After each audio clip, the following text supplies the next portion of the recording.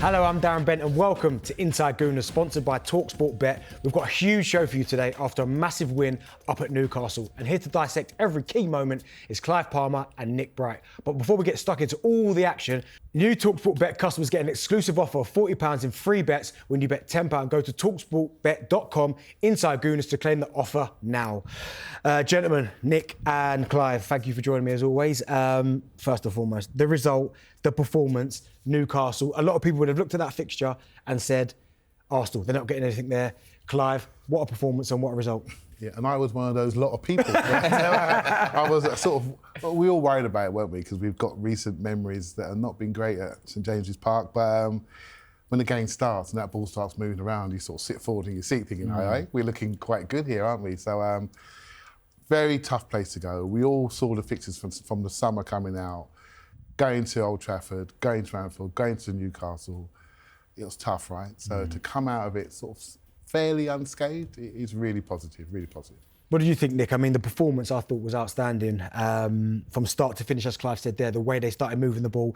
I mean, early on in the game, did you think, do you know what, this is going to be our time? Yeah, I mean, the first 15 minutes, you know, a lot of people are saying that it's the best they've seen us play this season. You know, we looked unbelievable. Eze was dictating in there. He played really well in the 10. I'm sure we'll speak about Eberechi Eze in more detail in a bit. But just from start to finish, I thought the team deserved it. We dominated Newcastle. You know, if you, like Clive alluded to, recent history there, we've struggled. Yeah. You know, they beat us in the Carabao there. They beat us in the league last season. They beat us in the league the season before that. But in those games, we didn't play very well. The difference is this game, we dominated from start to finish and completely deserved it. Do you think it comes down to, and again, we'll probably touch on it a bit later on, a lot's been made of the depth, so we will get to that. But do you think the fact now Mikel Arteta went up to Newcastle, he had options? I mean, I can't lie, the Manchester City game, the starting 11, I wasn't particularly happy with. There was a few players I would like to have seen start that didn't. But I almost felt like in this game, he got it almost spot on. There's still maybe one position I wasn't quite sure about, that left-hand side. But do you think he got the team selection right, Clive? I think he did, but more importantly, I think he got the tactics right. Yeah. I think he's changed how we play, and we're starting to see it now develop. I think when we go to Newcastle, what normally happens, we play about at the back a little bit, and we go to Saka.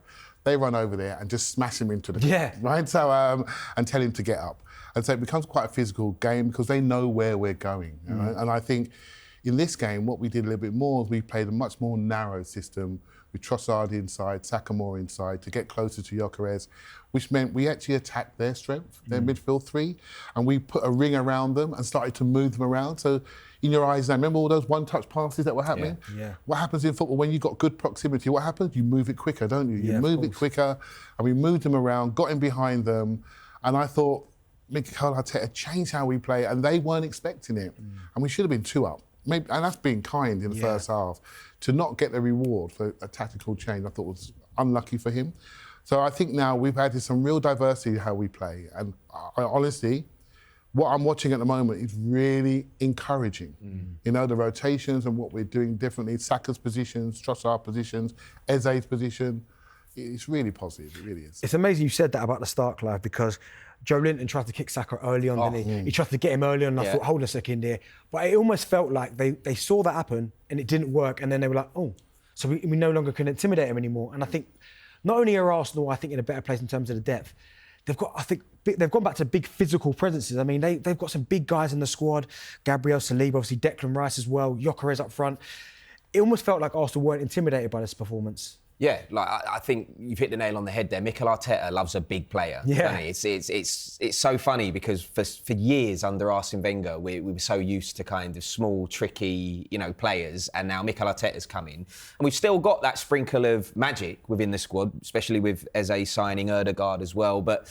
It's big guys. It's people that won't be bullied. Like you said, Gyokeres, Gabriel, Saliba, Mosquera comes in under that category as well. I would say Mikel Merino fits the bill there as well. One of the most prolific strikers in the league, it would seem. You know what I mean? But I love the fact that we can go to places like St James's Park where traditionally we have been bullied, and they still try to, because I truly believe that Newcastle they're allowed to play a certain way at St James's Park. The refs allow them to get away with a little bit more because of the crowd and all of that. But it don't intimidate us anymore. Yeah. We just go about our business. And yesterday was that. Well, do you know what, right? And we'll get to the decisions, by the way, that I'm still a bit annoyed about. Maybe we got away with one, maybe we didn't, but we'll speak about that in a minute. But I think what was impressive was that we saw what happened the day before with the Crystal Palace result against Liverpool, where Palace are probably the most informed team, one of the most informed teams in Europe, you'd have to say, unbeaten in 18. Usually Arsenal maybe would, in previous seasons, panic when they've got the job to do to get that result after Liverpool drop points. Was that refreshing to see? I'll ask you both, to see Arsenal react and not panic and go, do you know what? It doesn't matter what happened the day before. We're in a better place now to kind of handle these type of situations. Yeah, I think so. I think there's been a lot of stuff about us being negative. My personal opinion is, I think the three teams, Arsenal, City and Liverpool, were cautious with each other. Yeah. They were looking at each other. It's September. Let's not show everything we have. Let's see how the game transpires. But as we're deemed as the challenger that hasn't won the trophy in a long time, the onus is on us to be more attacking for some reason, but it's what it is. But I think in this game, I think we decided to take on the game a little bit more. You know, and I think there was the top 3 games and then there's other games. And we took it on with a different strategy. And I think it's so important for all our mentalities that to build trust within our fan base and the external world, you have to take the opportunity when Liverpool give you one. You can't lose that game. Because people say, they're not serious, they're not good at it. Same as last year, you know? So yeah, I thought it was majorly important for us and our belief and the players' belief going forward. It's interesting what you're saying there, Clive, because, you know, there's this narrative around Arsenal that we have been negative and all of that. And, you know, some people may argue that team selections in some of those games might reflect that. But the only game that I feel like, I don't want to use the word dominated, but the only game where we haven't dominated was probably Manchester United, first game of the season. Every other game, we dominated Manchester City. Pep Guardiola was bringing on defenders for attackers. When does he do that? You know what I mean? So I feel like people say it online and kind of on shows like this and it kind of snowballs into something bigger. But actually, we're just going about our business and doing our job. You know, Old Trafford, first game of the season, that's always going to be tricky. You know, it's a hard place to go. The atmosphere's up. We don't know where they are as a team. We don't know where we are because it's the first game of the season. But we got through that, 1-0 win, and then we just kicked on from there. Yeah, you know, I thought Arsenal again were outstanding. I thought there were a number of fantastic performances, I thought. One person I do want to touch on is Eze, because we obviously know how he got to Arsenal. We don't know if we would have signed him if Havertz hadn't gone down, but we got him anyway. What have you made his performance, not only in the game against Newcastle, where I thought he was outstanding, but in terms of the whole time he's been at Arsenal? Yeah, I think he's warming into it. I think his first touch is it's a bit beautiful, ridiculous. And you can give it to him in any scenario as well. Remember that first shot? He popped it up to his left foot so he could walk onto it. I mean, that's not an accident. No. And so his first touch is good. And other players see that, don't they, Darren? So they step away and it gives him the time. He can stop and start you, can move it. And I think he's getting into the rhythm of us. And he's almost bringing his own rhythm to our play. Yeah. But the key thing with him, particularly in this game, because when he plays left, I like him on the left as well. I've got no problems being on the left. And I look forward today we can play we can play Eze, Odegaard and Saka behind the forward. And then no one's going to be calling us negative then, are they, right? So, and they're all going to move and rotate around each other. So I look forward to that day. But I do think the way he holds that central position, maybe we could be critiqued of that, because Odegaard empties that position. He stays in there, stays close to Gyokeres, and the shots he's getting were just great, weren't they? So I like him. I've got a question for you, actually. You're the only one here, unfortunately for me and Clive, who's played the game at a high level anyway. You know. Unless Clive speaks something to himself. No. Don't take my records. But you know, who would you prefer to be playing in front of? You know, as the number 9, would you prefer Eberechi Eze behind or Martin Odegaard? Well, I think it's a difficult one because I like Gyokeres and I think his movement is good, but it's going to take a bit of time to kind of get them patterns of play and how certain players play with each other. But it's a hard one because I still don't think Odegaard's been the Odegaard we know for a little while now. Now, I don't know if the ankle's still bothering him, but he still, for me, looks a little bit tentative in terms of certain positions he takes up on the pitch, whether to shoot or whether to pass it. But I do quite like the idea of Eze coming in off the line, off the left, Odegaard just behind you, and then Saka coming in from the right. What Clive said, you want all three. Because you've got all three there that can all see a pass, can all manipulate the ball and do something themselves, and are not afraid to try something.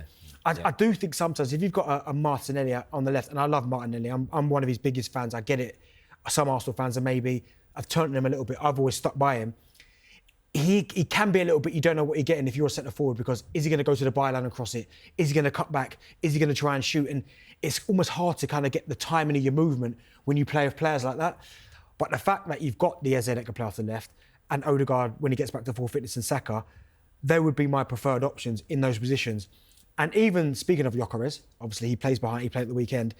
I thought he looked quite good against Newcastle. I thought his movement was good. He was strong. He held the ball up well. What did you make of his performance? Yeah, I think a little bit like Eze, he's kind of growing into it a bit, isn't he? But I do think in a big game, because, you know, like we've been saying, we played Manchester City, we've played Liverpool, we played United. Against a big team, this was probably his best performance, I think. Yeah. Even though he didn't get on the score sheet, he played very, very well. He was a nuisance. It was a battle at the back as well. At Newcastle, probably, if you look at the teams in the Premier League, Newcastle are probably a team that can rival us in terms of size, right, and physicality. So I think the fact that this is only his, what is it, 5th game, 6th game? How many in are we now? Something like that. I think he's adapting quite well. And when he finds his feet, I'm a firm believer that, you know, he's going to be banging in loads of goals for us. I really do. I know there's lots of people out there that want him to fail. Of course. They really want him to fail. But I just look at it and I'm like, in this team, with the 3 behind that you two have just mentioned, I just can't see him failing. No, what do you think of? Right. I loved him in this game. And there's a reason why people can't gang up on Noni Madueke and Saka, because he's attracting centre-backs to him. Yeah. And Newcastle centre-backs are classics. They want to fight with you. Yeah. They were taking turns to get him. That's no problem, right? So, but that's 2 centre-backs out of the way that he's pinning, which is going to leave room for somebody else in those spaces to run through. I thought the one period of the season where I felt we missed, say, a Havertz, for example, Liverpool went man-to-man in the second half and they knew he was fading out and they could go man-to-man on him. I thought, but every other team has played 2 against him, and I think that's so important for the spaces elsewhere. He had 6 shots in this game, and I thought, that's his best game. That's the one that's encouraged me the most, that we got something here.